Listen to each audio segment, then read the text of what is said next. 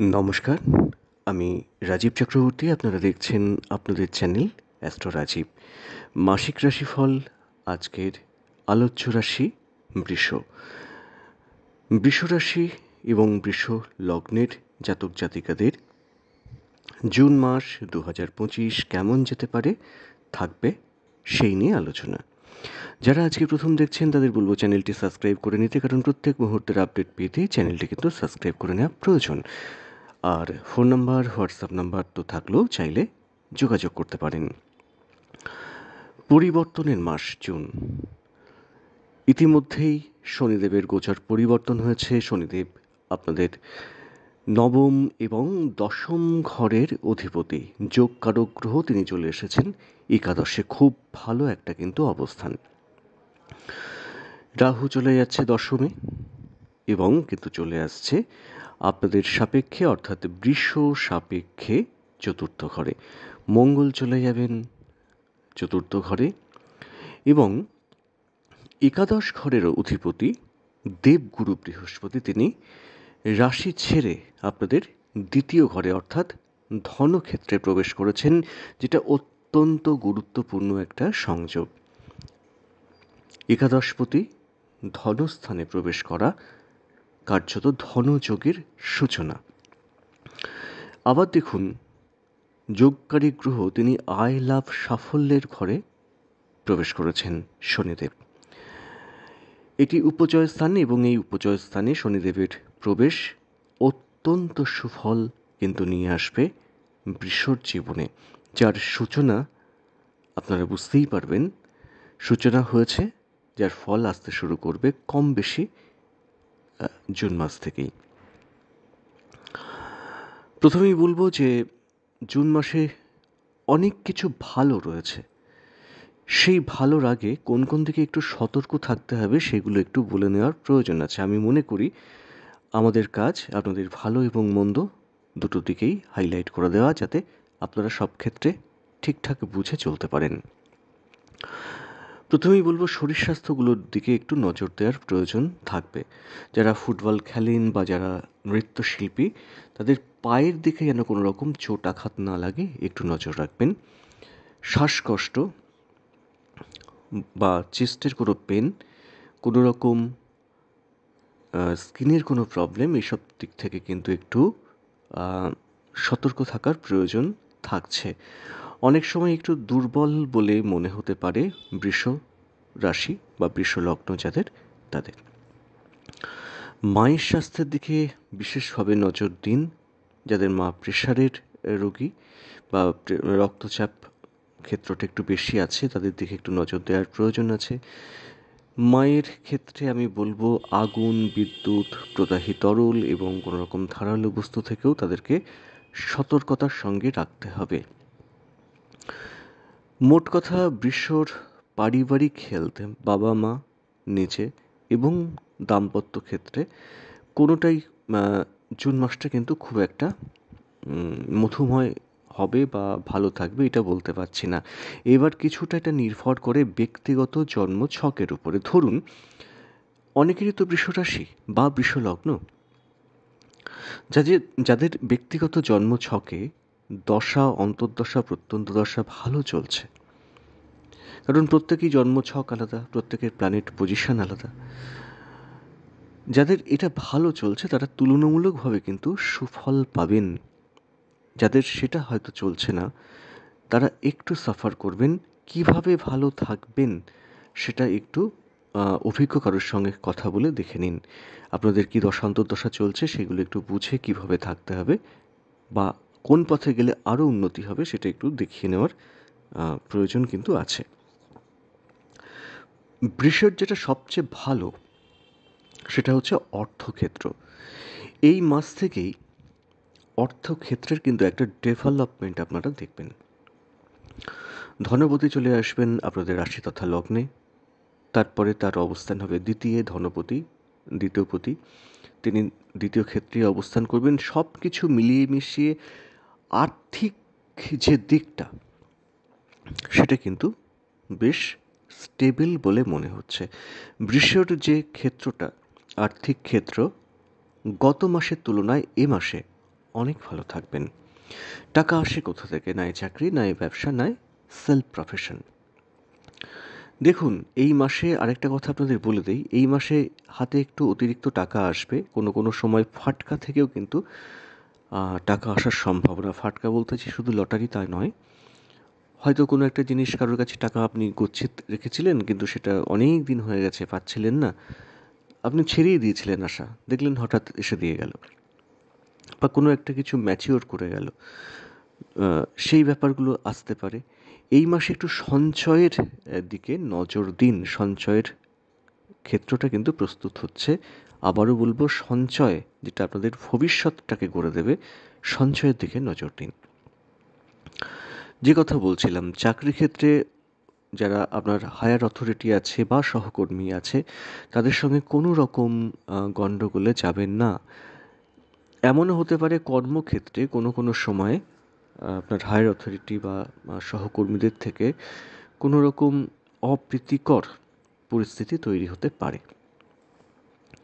সেদিকটায় একটু নজর দেওয়ার প্রয়োজন আছে। আবার অনেক বৃষরাশি এই সময় কিন্তু কর্মপ্রাপ্তির মতো সুযোগ পাবেন।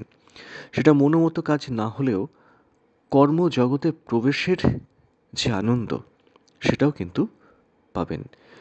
কর্মক্ষেত্র থেকে হঠাৎ কোনো গেন, সেটাও আসার সম্ভাবনা আছে। চলে আসবো ব্যবসা ক্ষেত্র। দেখুন, বৃষের ব্যবসা ক্ষেত্রটা বেশ কয়েক মাস ধরে খুব যে ভালো চলছিল এমন কথা কিন্তু বলতে পারছি না। কিছুটা গতি নিশ্চিতভাবে আসবে। মঙ্গল তিনি আবার শক্তি ফিরে পাচ্ছেন, সিংহের ঘরে আসছেন। অগ্নিকারক গ্রহ মঙ্গল, তিনি অগ্নির কারক গ্রহ, মিত্র ঘরে, রবির ঘরে আসছেন। শুভ কম্বিনেশন, এতে কিন্তু কোনো ডাউট নেই। কিন্তু মঙ্গলের উপরে রাহু দৃষ্টি থাকছে এবং কেতুও কিন্তু মঙ্গলের দিকে আসছে। যারা পার্টনারশিপ ব্যবসা করেন তারা একটু সতর্ক থাকুন। কাউকে চোখ ভরসা করে কিন্তু বিশ্বাস করে সব কিছু কোথাও সই করে দেওয়া বা কিছু, এটা করবেন না। হ্যাঁ, যাদের বাবা মা পার্টনার বা স্বামী স্ত্রী এরা পার্টনার, তাদের ক্ষেত্রে অবশ্য আলাদা। সেক্ষেত্রে তো আর নতুন করে কিছু বলার নেই। ব্যবসায় কিছুটা গতি এলেও একটু কিন্তু পরিশ্রম করতে হবে। পরিশ্রম করলেই কিন্তু বৃষ এ মাসে তাদের অ্যাচিভমেন্ট আছে। অর্থের দিকে খুব চটজলদি কিছু হয়তো হবে না, কিন্তু আপনি যদি একটু এফর্ট দেন, আপনার যেটা চাইছেন তার থেকে দেখবেন কিন্তু অপ্রত্যাশিতভাবে অর্থাগম হচ্ছে। সেই সংযোগ, সেই পরিস্থিতি প্ল্যানেটারি পজিশন কিন্তু তৈরি করে রেখেছেন। যারা সেলফ প্রফেশনে আছেন, আবারও বলবো, একটু এফর্ট দিন, যোগাযোগ বাড়ান। পুরনো কোনো ক্ষেত্র থেকে হয়তো কোনো পুরনো অনেক দিন আগে কথা বলে রেখেছেন, ও তিনি আপনাকে আশা দিয়েছেন, হ্যাঁ তোমাকে দিয়েই করাবো, এতদিন করাননি, আপনি হাল ছেড়ে দিয়েছিলেন। দেখবেন হঠাৎই হয়তো কোনো সেই যোগাযোগটা আবার রিভাইভ করে গেল বা তার থেকে আপনারা কাজ পেলেন। যারা কালচারাল লাইনে আছেন, গ্ল্যামার জগতে আছেন, তারা যথেষ্ট কিন্তু সুফল পেতে চলেছেন। যারা উকিলবাবু, বাচিক শিল্পী, মুখ দিয়ে বা বুদ্ধি দিয়ে কাজ করেন, তারা কিন্তু মানে বুদ্ধিটাই প্রোডাক্ট। যেমন উকিলবাবু, তাদের বুদ্ধিটা প্রোডাক্ট। ডাক্তার, তাদের বিদ্যা বুদ্ধি এটা প্রোডাক্ট। তো এই ব্যাপারটা, যারা অভিনেতা, তাদের বুদ্ধি, তাদের ইন্টেলিজেন্ট যে ব্যাপারটা, সেই ব্যাপারটা তাদের প্রোডাক্ট। ধরুন আপনি কাউকে সাজান গোজান, তো আপনাকে তো বুদ্ধি দিয়ে করতে হয় যে এখানে এইটুকু টাচ দিলে এইরকম এরকম ব্যাপারটা হবে। এই ব্যাপারটা খুব ভালো কিন্তু দেখাচ্ছে। কোন দিকে সাবধান থাকবেন? কোনো শরিকি সম্পত্তি বা সম্পত্তি ঘটিত ক্ষেত্র থেকে কিন্তু সমস্যা আসতে পারে। এবং যারা শরিক আপনার, বা যারা এই জমির সঙ্গে রিলেটেড, বা পাড়া প্রতিবেশী, জমি রিলেটেড ক্ষেত্র থেকে কিন্তু একটু চাপ আসতে পারে। ঠান্ডা মাথায় হ্যান্ডেল করুন, সেক্ষেত্রে সুফল পাবেন। একটা জিনিস মাথায় রাখবেন, একাদশ আয় লাভ সাফল্য, আবারও বলি সাফল্য ক্ষেত্রে কিন্তু শনিদেব অবস্থান করছেন। ডেফিনেটলি সাফল্য দেবেন তিনি। তবে মাথা গরম করা একদম চলবে না। যারা জমি বাড়ি ভূমি কিনতে চাইছেন, বলবো সার্চিং করুন, উকিলকে দিয়ে সার্চিং করান, কাগজটা দেখুন, কারণ মুখের কথায় ভরসা করে কোনো কিছু করবেন না। আইনগত দিক খতিয়ে দেখে তারপর কিন্তু এগোনো উচিত হবে। কেমন? চলে আসবো আইন আদালত কোর্ট কাছারি। দেখুন, চতুর্থ ক্ষেত্রে যেহেতু মঙ্গল এবং কেতুর অবস্থান দশমে, রাহুর অবস্থান এবং পাপ মধ্যাগত হয়ে যাচ্ছে দ্বাদশ স্থান, সব দিকটাই একটু সাবধানে চলাটাই কিন্তু সবচেয়ে বুদ্ধিমানের কাজ হবে। চলে আসবো সম্পর্ক ক্ষেত্রে। দেখুন, সম্পর্ক ক্ষেত্রে ডেফিনেটলি কোথাও না কোথাও উন্নতি আছে। মা বাবার তাদের সঙ্গে বন্ডিং ভালো হবে, গৃহগত যে আত্মীয় স্বজন তাদের সঙ্গে বন্ডিং ভালো হবে। শুধু হয়তো ওই যেটা বললাম, সম্পত্তি রিলেটেড জায়গা থেকে একটু সতর্ক থাকবেন। মোটামুটি বন্ডিং ক্ষেত্রটা কিন্তু ভালো হচ্ছে, কিন্তু যেটা সমস্যা হবে দাম্পত্য ক্ষেত্রে একটু প্রবলেম আসতে পারে। হঠাৎ হঠাৎ কোনো গণ্ডগোল বা স্বামী স্ত্রী কারোর শরীর রিলেটেড নিয়ে ক্ষেত্র থেকে উদ্বেগ, এইগুলো থেকে কিন্তু সমস্যা আসতে পারে। এদিকটা একটু দেখে চলার প্রয়োজন আছে। নতুন প্রেম জীবনে আসতে পারে বা পুরনো প্রেম জীবনে ফিরে আসতে পারে। প্রেমের ক্ষেত্রে কোথাও একটু ডিপ্রেসড হয়ে থাকা, কোথাও একটু যেন চাপ, তার কাছ থেকে এই ব্যবহারটা আপনি আশা করেননি, হয়তো সেই ব্যবহারটা সে করেছে। এই যে না বলা ব্যথা, এটা কিন্তু বৃষ পাবেন। এখন সমস্ত ভুল বোঝাবুঝি এড়িয়ে যদি আপনারা পুরনো যে সম্পর্ক তাকে জোড়া লাগাতে চান, সে সম্ভাবনাও কিন্তু থাকছে। সেটা একবার যদি কারোর ক্ষেত্রে এরকম হয়ে থাকে, আপনারা চেষ্টা করে দেখতেই পারেন। চলে আসবো বিদ্যাক্ষেত্র।